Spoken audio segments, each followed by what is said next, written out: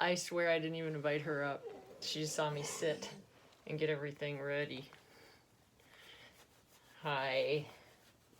How are you today? How's it going? How's the bat baby? Oh yeah, it's pretty good being bat.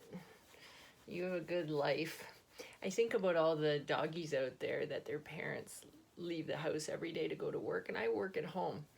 Now, mind you, while I'm trying to get work done, she will come and do things like this. But then she's like, okay, I've had good scratches, and then I can, I can go leave again. Hey? How was that? Was that good stuff?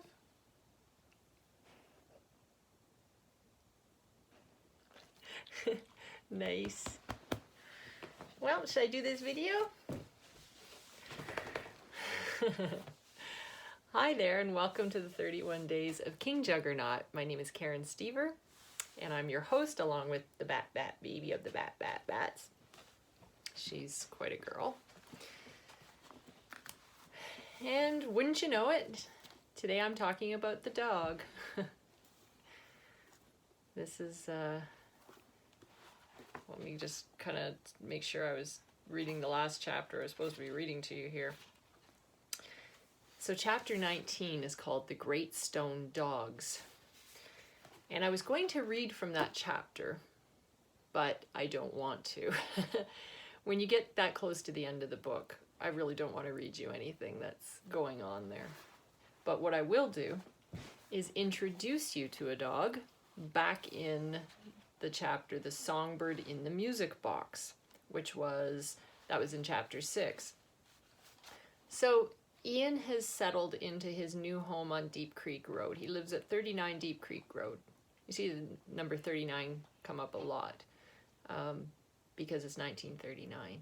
So he lives at 39 Deep Creek Road. This is a brand new house for him. He used to live in the city, right in New York City, and they've moved upstate to the kind of Poughkeepsie area, which looks like Poughkeepsie.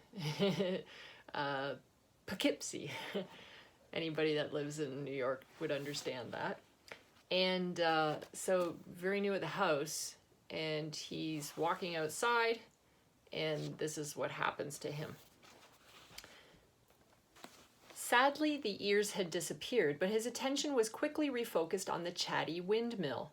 It seemed like the noise was changing now and was introducing darker music into each rotation.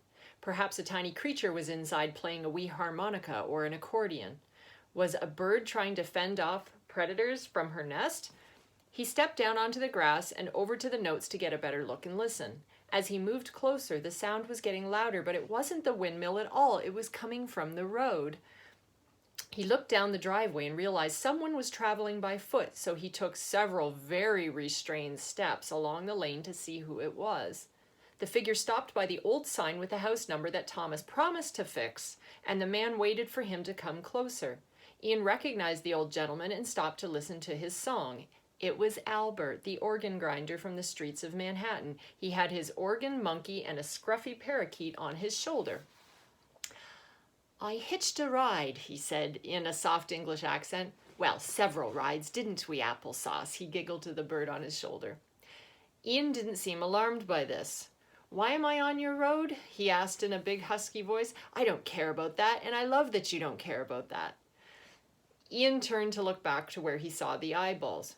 "What's caught your eye?" Albert asked. At that moment, a black and white border collie stepped out into the open. Of course it's a border collie. Ian just stared. "Oh, he made himself visible to you. That is fantastic. Timid thing, I see him on the roads all the time." The excitement was shared by the little monkey, who started jumping up and down. "Now, Whitecap, that is no way to get a stray to come to you." Ian turned to look back at the dog, but he was gone again. Don't mind Capper. He can't contain his excitement sometime. Doesn't he have the loveliest set of springs in his legs, though? And try to grab him sometime. It's as though he's covered in shoe shine wax. Now go on, little one, he instructed Whitecap. Shake Ian's hand. Ian was noticeably taken aback by Albert saying his name. "Yes, I know your name, Ian." So that's his introduction to Albert, and when he sees this border collie. So why a border collie? When I was growing up on the farm, I lived in a town called Cambridge, Ontario in Canada. And it's now a big Toyota plant, actually. But back then, we lived on 33 acres of farmland with creeks and bushes and loveliness, and it was beautiful once. The border collie that lived on our farm belonged to my grandpa Stever, and then after he died, my dad whipped it into shape, unfortunately, and then it became my father's dog. This border collie was a one-person dog, beaten by a couple generations, unfortunately, and then lived a life on my grandma's porch where if anybody tried to walk by, you had to have like a sandwich or something to toss its way. My mom was pretty amazed that when I was really little, I could go near the dogs. She said as the kids would grow and get older, the dog wouldn't want to be near you, but as children, the dog would want to be near you and be okay and kind of protective, and probably saw the adults as the issue, not my mom, but some of the other men as the issue, and then would protect the children. So she has a few pictures of me when I was quite little right beside this dog. And so that whole idea that this dog would, in the book, would sit kind of in the bushes or just away from the people, that came from quite a real place. So now I have a dog that I didn't choose but came into my life, who is quite a bit of border collie, as it turns out. She runs really low to the ground like that. She doesn't really like a lot of people. She's very loyal to me. What's going on with my hair? She's lovely, but she likes to do things. She likes to work. She prefers to be the guard doggy, and that's bad. And she actually looks quite a bit like Scotty, the border collie on our farm. He wasn't like the typical black and white border collie. He had white on him, but he was quite a bit black like her, and small like her. So it's kind of amazing to me, just the border collie just has a great significance in my life. They need to work, and Bat is an angel in my muse, just like, you know, I think the border collie in this book that Ian sees the odd time becomes kind of his protector. So that's why I chose that dog as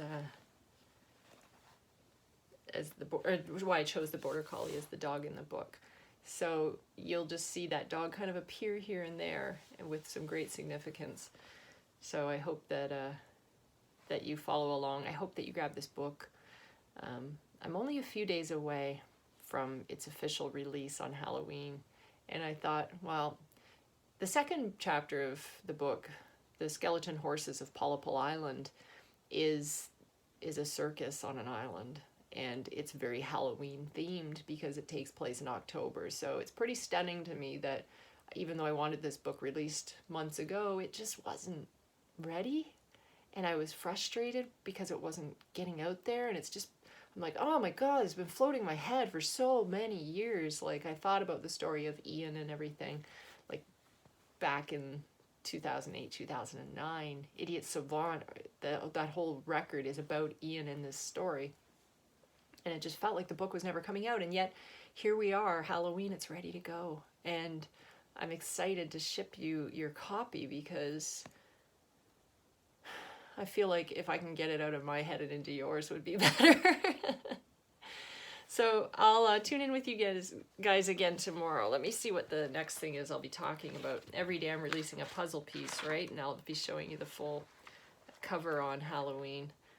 And I'm doing a Facebook Live on Halloween that I hope you'll also join me for. Oh, tomorrow I'm talking about the donkey, because the very last chapter of the book, I'm talking to you about the last chapter of the book actually tomorrow, and then I'll talk to you about one more spider after that before Halloween.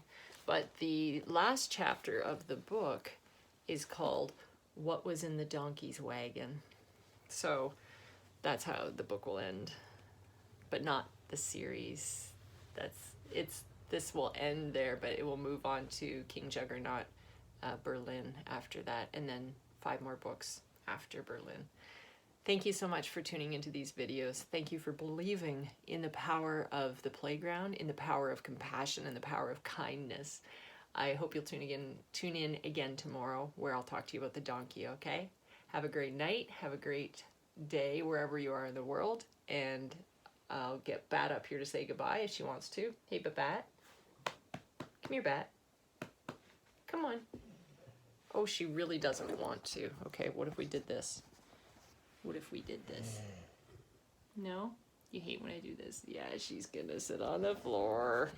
Okay. Bye, guys. We'll talk to you soon. Rock on.